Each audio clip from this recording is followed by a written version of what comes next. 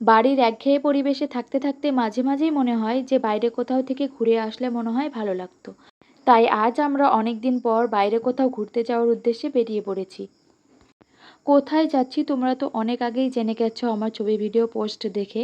আমরা গিয়েছিলাম কোচবিহারের এনএন পার্কে নিজেদের সাথে সুন্দর কিছু মুহূর্ত উপভোগ করার উদ্দেশ্যে। আসলে আমরা অনেক প্ল্যানই করি যে এখানে যাব সেখানে যাব, আজ যাই কাল যাই করে পরে আর যাওয়াই হয়ে ওঠে না। এইভাবেই প্ল্যানগুলো ক্যান্সেল হয়ে যায়। কিন্তু আজ আমরা ফাইনালি বেরিয়েই পড়লাম, কিন্তু কোথায় যাব সেটাই তো ঠিক করা হয়নি।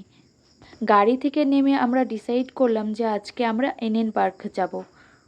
আসলে কোচবিহারে ঘোরার মতো অনেক জায়গাই আছে, তার মধ্যে আমার সবথেকে প্রিয় জায়গা হলো কোচবিহারের রাজবাড়ি। আর তোমাদের কোচবিহারের সবথেকে পছন্দের জায়গা কোনটি সেটা কিন্তু কমেন্টে অবশ্যই জানিয়ে যাবে। প্রথমে আমরা ঠিক করেছিলাম যে রাজবাড়ি যাব, কিন্তু এর আগের বারও আমরা ঘুরতে এসে রাজবাড়িই গিয়েছিলাম, তাই ভাবলাম এবার অন্য কোথাও যাওয়া যাক। তাই আমরা ঠিক করলাম আমরা এনএন পার্ক যাব।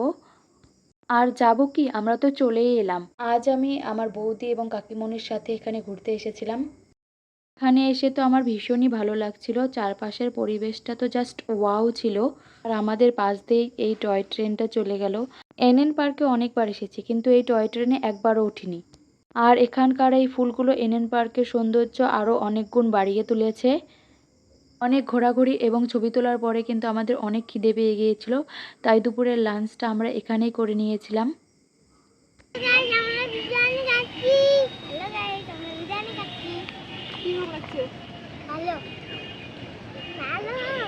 খাওয়া দাওয়া সেরে আরও একটি ঘোরাঘুরি ছবি তোলার পরে কিন্তু আমরা বাড়ি যাওয়ার উদ্দেশ্যে বেরিয়ে পড়লাম। আজকের দিনটা কিন্তু আমরা খুবই সুন্দরভাবে আনন্দের সাথে কাটিয়ে দিলাম। আজকের এই মিনি ব্লগটা তোমাদের কেমন লাগলো তা কমেন্টে অবশ্যই জানাবে। আজকের ভিডিওটা এখানেই শেষ করছি, দেখা হচ্ছে নতুন সুন্দর একটা ব্লগে। ততক্ষণের জন্য সবাইকে টাটা বাই।